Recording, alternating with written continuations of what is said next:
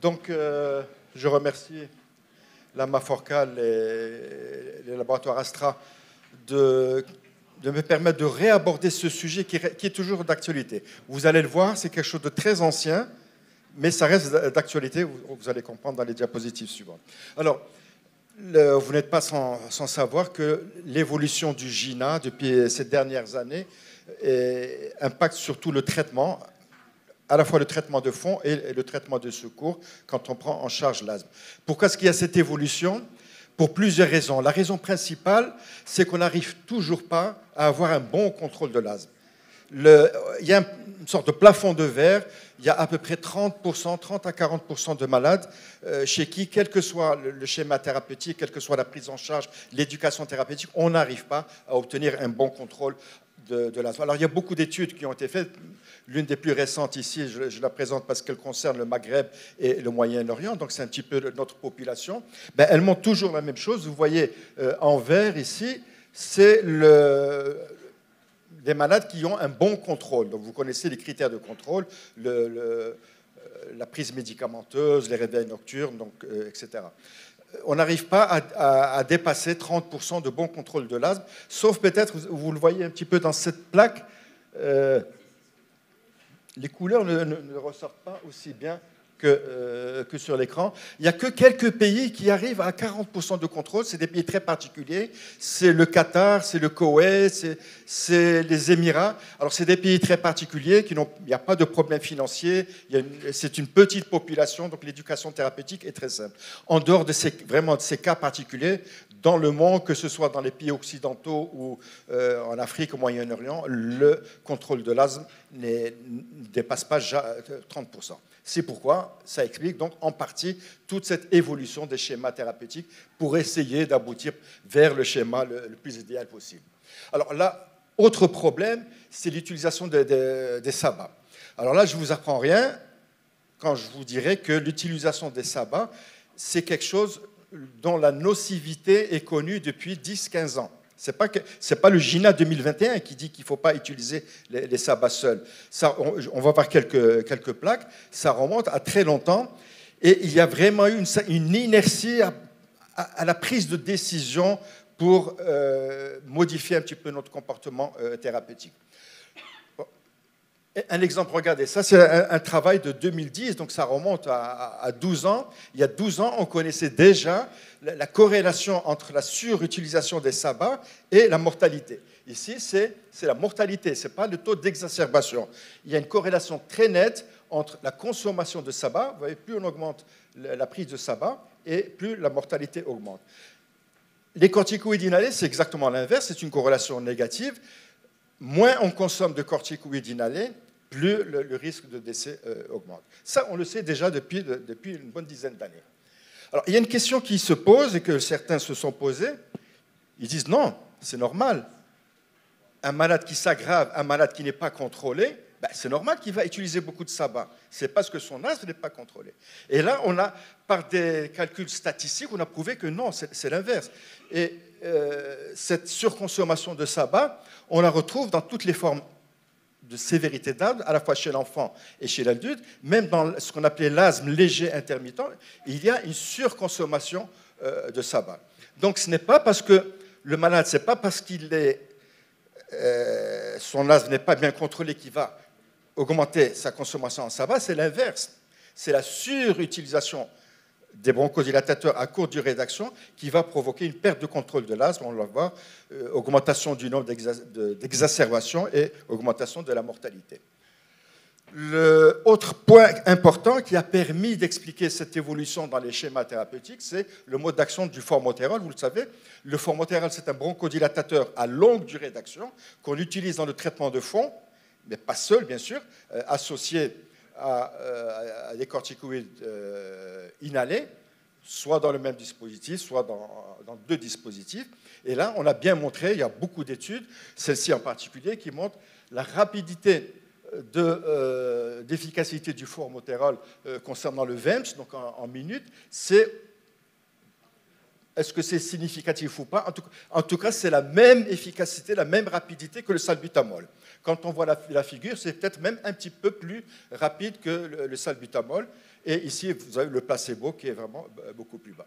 Donc, c'est cette particularité de ce LABA, de ce bronchodilatateur à longue durée d'action, cette particularité sur la rapidité de son efficacité sur les symptômes et sur le VEMS qui a permis de conclure à son utilisation. On va le voir dans ce qu'on appelle la stratégie fond et symptômes, où on associe le même traitement pour le traitement de fond et le traitement de secours.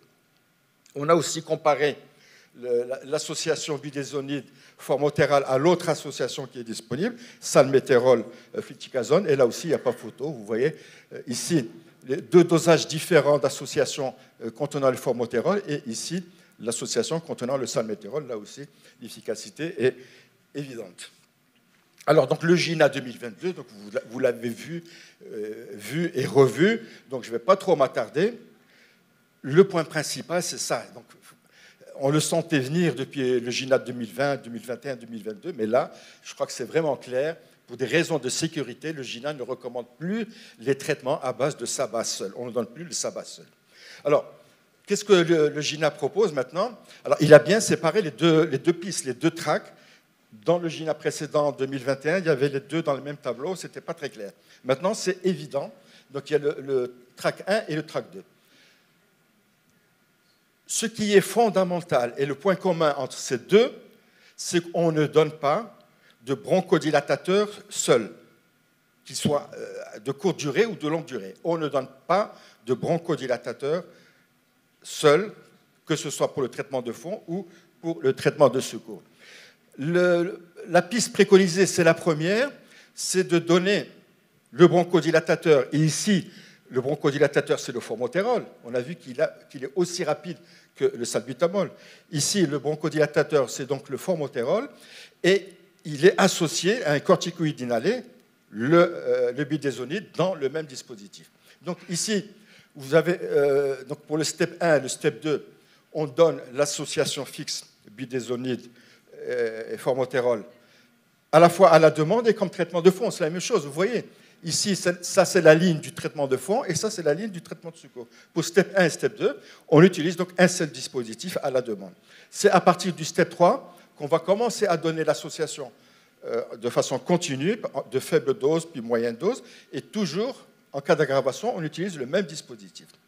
La deuxième possibilité, c'est de garder donc l'ancien schéma modifié.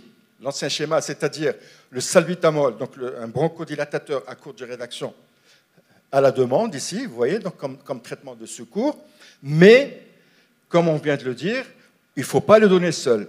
Donc, quand vous donnez ici un SABA, donc un bronchodilatateur de courte durée d'action comme traitement de secours, il faut à chaque fois associer un corticoïde inhalé avec au moment de la prise. Alors, comment on fait la différence quand le choix entre les deux?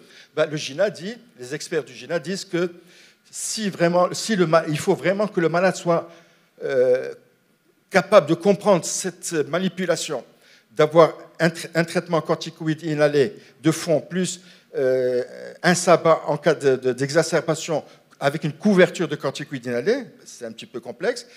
Le plus simple, c'est vraiment de proposer donc, cette alternative, qui n'est plus une alternative, mais le traitement privilégié. Donc, c'est de donner la même combinaison fixe, à la fois comme traitement de fond et comme traitement de secours. Alors, entre-temps, oui, c'est important et c'est dommage, les étapes 1 et 2 n'ont pas encore l'AMM au Maroc. Hein, donc, on ne peut pas donner le fond et symptômes pour l'asthme léger, mais il y a des demandes qui sont en cours pour pouvoir élargir l'AMM au Maroc. Pour l'instant, l'AMM, pour le fond et symptômes au Maroc, c'est à partir de step 3. Alors, à cheval sur les GINA 2021-2022, donc tout ça, ça a été basé, donc toutes ces décisions ont été basées sur des études cliniques, sur des méta-analyses contrôlées. C'est-à-dire qu'on prend un groupe de malades, on va les suivre, on va les encadrer et pour obtenir donc des résultats qu'on va comparer et prendre des décisions. Alors, ce qui est intéressant maintenant, c'est les études de la vraie vie. Donc, ce sont des vrais malades dans la vraie vie, donc ils ne sont pas contrôlés. Parce que quand on fait une étude clinique pour étudier un produit, par exemple, quand un laboratoire fait une étude clinique, ce sont des malades qui ne sont pas fumeurs, qui ne sont pas diabétiques, qui n'ont pas d'antécédents, qui ne sont pas tuberculeux, qui ont une radio normale. Donc ce sont des malades, vraiment, c'est l'idéal. Et ce n'est pas ça la vraie vie. La vraie vie, il y a des fumeurs, il y a des obèses, il y a des cardiaques. Alors l'intérêt de ces études dans la vraie vie, bien sûr, on va dire qu'elles ne sont pas randomisées, elles ne sont pas en double aveugle, mais ce sont des vrais malades que l'on voit tous les jours. Alors je vais vous en présenter deux. Il y a l'étude Sabina. Sabina, donc il y a eu 3 études, la 1, la 2 et la 3. C'était quoi le but? On va le voir dans les objectifs, mais c'est essentiellement sur l'utilisation des sabbats dans le monde pour voir un petit peu comment se fait cette consommation. Alors ça, c'est Sabina 3, donc la dernière. Le Maroc n'a pas participé, mais il y avait le Moyen-Orient, l'Afrique du Sud et des pays d'Asie qui ont participé. Alors en tout, le total, ça fait, je crois, 1 million en tout. Donc le Sabina 1, 2 et 3, ça fait 1 million de malades qui ont été étudiés. Alors l'objectif principal de cette étude, c'était obtenir des données sur les prescriptions de sabbat et de corticoïdes. C'est voir vraiment tout ce qu'on vient de dire. Est-ce que c'est vrai? Est-ce qu'il y a une surconsommation de sabbat? Est-ce que les malades ne prennent pas de corticoïdes? L'objectif secondaire, c'est voir est-ce qu'il y a une association entre les sabbats d'un côté et les exacerbations et les décès de l'autre. C'est important. Les patients éligibles, c'était des sujets de 12 ans au moins, et qui avaient un diagnostic d'asthme documenté, confirmé bien sûr. Alors, très rapidement, je vais vous montrer 2 ou 3 plaques. Celle-ci sur le contrôle de l'asthme, le lien entre la perte de contrôle et l'augmentation de la consommation des sabbats. Ici, vous avez la consommation en flacons, de 1 à 2 flacons, 6 à 9, 10 à 12, et plus de 13 flacons par an, c'est-à-dire 1 flacon par mois de salbutamol. Et vous voyez qu'il y a une corrélation très nette. Plus la consommation de sabbat augmente, plus la perte de contrôle, ici, plus de 67% ont perdu le contrôle de leur maladie asthmatique. Le deuxième résultat, c'était les exacerbations. Donc là aussi, vous voyez que plus il y a une consommation donc, de sabbat, plus le risque de faire des exacerbations est augmenté. Il augmente de 92%, donc ici, avec cette surconsommation. Alors, les conclusions rapides, disons, de l'étude Sabina, 38% des patients se sont vus prescrire des sabbats au moins 3 fois au cours de l'année précédente, et 1/5 ont reçu au moins 10 flacons. Alors, une parenthèse, quand on dit 10 flacons, c'est-à-dire que c'est vraiment le malade les utilise, et il utilise bien sa technique, il maîtrise la technique. Parce que vous avez, je suis sûr, l'expérience de malade qui consomment 1 flacon par semaine, pas 1 flacon par mois. Mais c'est des malades, c'est particulier. Parce que quand vous vérifiez un petit peu la technique d'inhalation, vous voyez qu'ils ne savent pas utiliser. Donc quand on dit 10 flacons par an, quand on dit que 10 flacons par an, c'est beaucoup, c'est-à-dire 10 flacons bien utilisés, c'est beaucoup. C'est important. Alors, ce qui a été aussi noté, c'est cette surconsommation de sabbat, on la retrouve partout. Ce n'est pas dans les pays en voie de développement, on l'a retrouvée partout, aux États-Unis, en Amérique du Sud, en Europe, donc ce n'est pas particulier. Alors, et là, donc, la conclusion, c'est qu'il y avait effectivement donc, un lien statistiquement évident entre la surconsommation de sabbat et la corollaire, c'est la sous-utilisation des corticoïdes inhalés. Il y avait une corrélation flagrante entre cette thérapeutique et l'augmentation des exacerbations et la perte de contrôle de l'asthme. Deuxième étude que je voulais aussi vous présenter, c'est l'étude de Prisma. L'étude Prisma, c'est une méta-analyse assez récente, donc 2021, qui a comparé cette technique fond et symptômes par rapport à toutes les autres techniques. Sabbat seul, sabbat bronchodilatateur, sabbat corticoïde inhalé.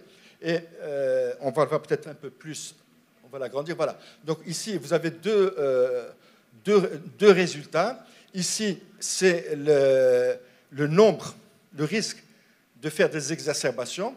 Et ici, c'est le risque de faire au moins une exacerbation. Il y a une petite nuance, mais bon, ce n'est pas grave. Alors, il y a une ligne au milieu, et tous les points qui sont à gauche sont en faveur du schéma fond et symptômes utilisant budesonide formoterol. Vous voyez que toutes ces études-là, donc toutes ces comparaisons, le résultat est, toutes ces études montrent une efficacité meilleure de ce schéma thérapeutique. Donc l'étude Prisma, donc c'est une méta-analyse de différentes études dans la vraie vie. Elle prouve que la méthode SMART devait être considérée comme la thérapeutique de choix pour la prise en charge de l'asthme modéré à sévère. Alors ça, c'est la conclusion, mais j'aimerais dire peut-être un ou deux mots avant. C'est un article que je viens de lire récemment. Bon, en anglais, je n'ai pas eu le temps de le mettre. Donc on parle des sabbats, du risque d'utiliser des sabbats seuls, dans la perte de contrôle de l'asthme, dans les exacerbations. Le problème, c'est que bon, on ne peut pas faire d'études.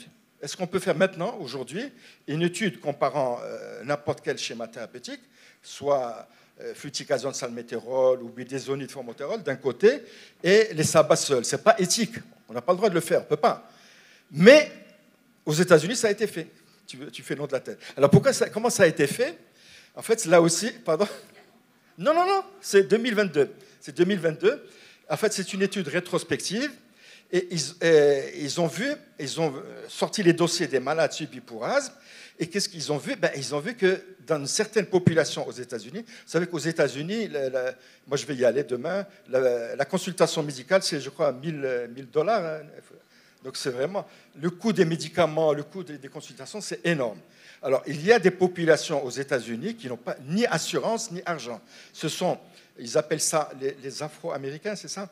Les Afro-Américains et les Latino-Cubains. Bon, ce sont les catégories socialement les plus basses. Ils ne vont pas chez le médecin, ils n'achètent pas de médicaments. Et le traitement de l'asthme, c'est la prise de salbutamol, l'albutérol, comme on dit là-bas. C'est ça ce qu'ils font. Donc, en faisant une étude rétrospective, ils ont comparé donc, la prise de salbutamol seul avec les autres traitements. Et là, c'était flagrant, le taux de mortalité, les exacerbations, la perte de contrôle. Donc c'est une façon de faire une étude qui n'est pas éthique, mais avec une protection quand même.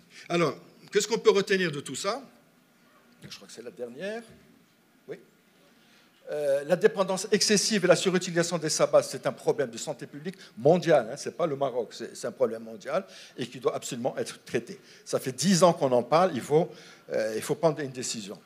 Alors, même lorsqu'ils sont pris avec un traitement d'entretien, les sabbats posent toujours un problème. Le salbutamol seul ou protégé par un corticoïde, il reste quand même difficilement manipulable. Et puis, bon, ce n'est pas un clin d'œil au labo, c'est une vérité scientifique. L'utilisation de l'association budesonide-formoterol, elle est soutenue par un vaste programme de recherche et d'expérience qui remonte maintenant à plus de 15 ans. Donc, je crois qu'il faut commencer à réfléchir sur nos activités et sur nos schémas thérapeutiques actuels. Voilà, je vous remercie. J'ai laissé un petit peu de temps pour la discussion, j'espère.